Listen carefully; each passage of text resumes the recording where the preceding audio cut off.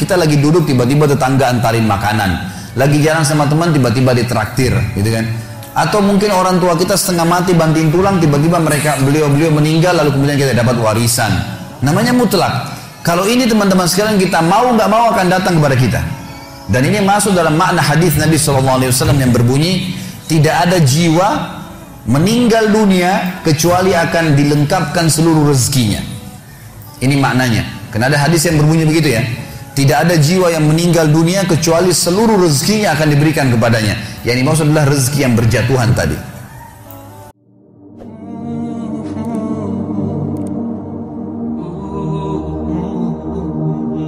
Rezeki itu seperti sebuah pohon. Pohon ini teman-teman sekalian ada buah yang berjatuhan dan ada buah yang bergelantungan. Buah yang berjatuhan dan bergelantungan, siapa saja boleh mengambilnya. Beriman atau kafir, semua bisa dapat. Makanya jangan heran kok ada orang kafir sembah berhala atau mungkin ngaku Tuhan punya anak dan seterusnya, tapi masih hidup, punya rumah mewah, makan segala apa yang dia mau. Dah iya. Karena rezeki itu Allah siapkan untuk semua makhluk, nggak terkecuali. Kalau orang kafir tiba-tiba Allah nggak kasih rezeki, maka nggak ada orang kafir nantinya. Emang Allah SWT menciptakan ya, semua itu untuk menguji mereka, melihat mereka mau menggunakan nggak potensi-potensi dalam diri mereka untuk beriman kepada Allah Subhanahu Wa Taala. Buah yang berjatuhan teman-teman sekalian, semua orang berusaha tidak berusaha akan dapat itu. Seperti misal segelas air ini, saya nggak pernah minta sama teman-teman panitia untuk disiapin, tapi disiapin buat saya. Kapan saya ambil pipetnya, kemudian saya lubangin, saya minum, maka ini jadi rezeki saya. Ini namanya rezeki mutlak. Kalau bahasa saya, rezeki mutlak. Ini saya tulis di tulisan saya, buah yang berjatuhan namanya rezeki mutlak. Buah yang bergelantungan namanya rezeki ikhtiar. Ini hanya untuk mudah difahamin saja ya. Ini konsep yang saya tulis sendiri sebenarnya untuk memahaminya. Rezeki yang berjatuhan namanya mutlak. Seseorang akan datang padanya. Kita lagi duduk tiba-tiba tetangga antarin makanan. Lagi jalan sama teman tiba-tiba ditraktir, gitu kan. Atau mungkin orang tua kita setengah mati banting tulang, tiba-tiba beliau meninggal lalu kemudian kita dapat warisan. Namanya mutlak. Kalau ini teman-teman sekalian kita mau nggak mau akan datang kepada kita. Dan ini masuk dalam makna hadis Nabi SAW yang berbunyi, tidak ada jiwa meninggal dunia kecuali akan dilengkapkan seluruh rezekinya. Ini maknanya. Karena ada hadis yang berbunyi begitu ya. Tidak ada jiwa yang meninggal dunia kecuali seluruh rezekinya akan diberikan kepadanya. Yang dimaksud adalah rezeki yang berjatuhan tadi. Juga ada hadis yang lain kata Nabi SAW, kalau seseorang lari dari rezekinya, seperti dia lari dari kematian, maka rezekinya akan mendatanginya sebagaimana mati mendatanginya. Ini namanya rezeki mutlak. Mau nggak mau datang kepada antum. Jadi kan, pasti datang. Ini kafir atau beriman. Tinggal yang kedua teman-teman, rezeki ikhtiar. Rezeki yang ada, buah tadi yang ada di atas pohon. Untuk mengambilnya kita butuh tangga. Kita butuh tangga, fasilitasnya. Fasilitas ini teman-teman sekalian, tangga ini adalah ilmu. Adalah ilmu. Ini sesuai mirip dengan perkataan Imam Syafi'i rahimahullah. Siapa yang ingin dunia, dia harus punya ilmunya. Siapa yang ingin akhirat, dia harus punya ilmunya. Siapa yang punya dua-dua, mau dua-dua dunia akhirat, dia juga harus punya ilmunya. Memang ilmu itu tangganya. Jadi siapapun yang punya ilmunya, dia pelajari bisnis tertentu misalnya. Dia pelajari misalnya masalah properti, masalah ya kuliner, masalah ini, masalah itu. Dipelajari sama dia, kemudian dia punya ilmunya, maka dia punya tangga. Dia akan naik ke atas. Dan pada saat dia naik ke atas pohon, dia bisa petik buah sebanyak mungkin, semau dia. Kenapa misalnya restoran-restoran besar dunia seperti KFC, McDonald dan seterusnya, ini bukan karena saya sebutkan namanya karena mau dipromosikan, tidak ada hubungannya. Tapi yang saya maksudkan adalah bagaimana bisa seseorang yang beragama Yahudi kufur kepada Nabi SAW, kufur kepada Allah, Allah pastikan kekafiran mereka, tapi bisa punya cabang sampai jutaan cabang, ribuan, ratusan ribu cabang seluruh dunia. Karena dia punya ilmunya, dia pelajari ilmunya. Jadi orang kafir pun bisa dapat tuh, gitu kan? Bisa dapat. Jadi jangan heran teman-teman kenapa orang kafir bisa punya banyak usaha.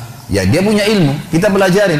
Makanya Allah berikan standar dalam masalah rezeki. Semua manusia punya dua mata, punya dua kaki, punya dua tangan, waktunya sama 24 jam, potensinya sama, kecuali yang lahir dalam keadaan cacat saja. Kalau enggak sama semua, gitu kan? Bedanya kita sama orang-orang yang sudah sukses, Ya, hanya sekedar ilmu pengetahuannya saja. Kalau ilmunya kita miliki dan kita coba kembangkan, maka akan terbuka itu. Hanya saja, teman-teman sekalian, beda antara, dan ini kalau rezeki ikhtiar terbuka, semua orang bisa mengumpulkan sebanyak mungkin. Tinggal bagaimana dia punya ilmu. Ilmunya tangga, dia naik ke atas. Begitu dia naik ke atas, dia ambil buah yang terdekat. Yang agak jauh dipakai jala sama dia. Tambah ilmu lagi, tambah fasilitas, tambah pengetahuan, kursus lagi, tambah keterampilan, maka dia akan bisa mengambil sebanyak mungkin, tidak ada batasnya. Bedanya antara rezeki orang beriman dengan rezeki orang kafir di berkahnya. Ini bedanya di sini. Karena orang yang beriman hanya disuruh oleh Allah mengambil rezeki yang baik saja. Bahasa agamanya halal. Halal itu maksudnya yang dibolehkan oleh Allah dan ikut dengan thayyib, berkualitas. Jadi yang berjatuhan pun datang kepada kita makanan, ternyata tetangga berikan kepada kita dari uang haram misalnya, dari hasil zina, kita berhak untuk menolaknya. Sudah datang kepada kita, kita berhak menolaknya karena kita tahu ini nggak baik. Allah Subhanahu wa taala hanya mau kita memetik buah-buah yang berkualitas. Yang rusak jangan diambil. Minimal bonyok aja sedikit, ada ulatnya, jangan diambil. Kalau orang kafir semuanya diambil. Mau busuk, mau enggak, semua diambil sama dia. Dia nggak mau tahu halal haram, nggak tahu. Ini contoh rasional memahami rezeki, gitu kan? Tidak boleh meminta yang haram. Yang kedua, tidak boleh makanan, minuman dan pakaiannya haram. Yang ketiga, tidak boleh tergesa-gesa. Kata Nabi SAW, ya, dalam hadis ini tentang masalah tidak boleh minta. Innallaha thayyibun la yaqbalu illa thayyiba. Allah suci, baik, tidak terima kecuali yang baik. Artinya tidak boleh minta yang haram. Kedua, tentang pakaian, makanan dan baju, pakaian, makanan dan minuman yang haram, kata Nabi SAW dalam hadis Bukhari, ada orang yang datang bajunya berantakan, rambutnya berantakan, acak-acakan, kemudian tidak pakai sendal, mengangkat tangan ke langit mengatakan, ya Allah berikanlah. Lalu Allah tidak kasih, kenapa? Karena makanannya haram, minumannya haram, dan juga pakaiannya haram, nggak diterima. Yang ketiga, tidak tergesa-gesa. Kata Nabi SAW dalam hadis sahih riwayat Muslim, yustajabu li ahadikum ma lam ya'jal. Seseorang akan diterima doanya selama tidak tergesa-gesa. Para sahabat penasaran, wa kaifa ya'jal ya Rasulullah? Bagaimana ciri-cirinya orang yang tergesa-gesa itu? Kata Nabi SAW, yaqulu da'autu walam yustajabu li fatarakat du'a. Dia mengatakan saya sudah minta, belum ada hasilnya, gitu kan? Lalu dia tinggalkan doa. Bapak Ibu sekalian, tolong dipegangi rahasia ini.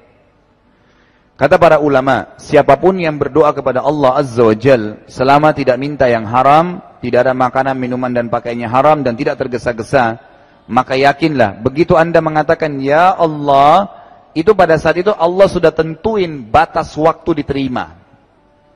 Gak usah khawatir. Begitu bilang ya Allah berikan saya, Allah sudah tentuin, ini seminggu saya kasih. Bertahan tidak seminggu masalahnya. Kadang-kadang kita tidak, baru 2 hari berhenti.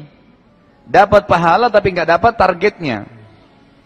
Semua di muka bumi ini punya ajal. Apa itu ajal? Tanggal expire.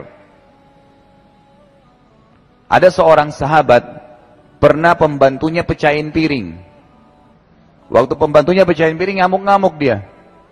Terdengarlah kepada Nabi SAW, Nabi mengatakan, jangan kau marah dengan pembantumu, karena piring itu punya ajal sebagaimana kamu punya ajal. Kalau bukan pecah di tangannya, akan pecah di tanganmu. Jadi bukan cuma manusia dicabut ruhnya ya. Kalau Anda lagi naik motor, pecah ban motor di tengah jalan, sudah ajalnya ban itu. Anda ngamuk-ngamuk juga tetap saja, tetap kempes. Baju baru dibeli, listriknya hangus. Biarpun ngamuk-ngamuk, emang nggak bisa dikembalikan, sudah ajalnya. Semua punya ajal. Kata ulama, ini berlaku pada hal yang baik dan buruk. Termasuk kalau Anda diuji oleh Allah SWT dengan penyakit, kalau ujian datang kita disuruh sabar. Apa itu sabar? Bukan ngelus dada dan diam. Tetapi sabar itu menerima dulu takdir Allah, kemudian ikhtiar mencari jalan keluar. Bangun tidur, flu. Alhamdulillah. Terima dulu takdirnya Allah, baru ikhtiar minum obat. Jangan keluh kesah. Kata Nabi SAW, Dalam hadis sahih riwayat Tirmidzi, kalau Allah mencintai seorang hamba, Allah akan mengujinya. Kalau dia sabar, bersyukur pada Allah dengan cobaan itu, maka dia akan mendapatkan hasil daripada target daripada kesabaran atau cobaan itu. Tapi kalau dia berkeluh kesah, dia tidak akan dapatkan kecuali keluh kesahnya saja. Dia tidak akan dapatkan kecuali keluh kesahnya saja, gitu kan?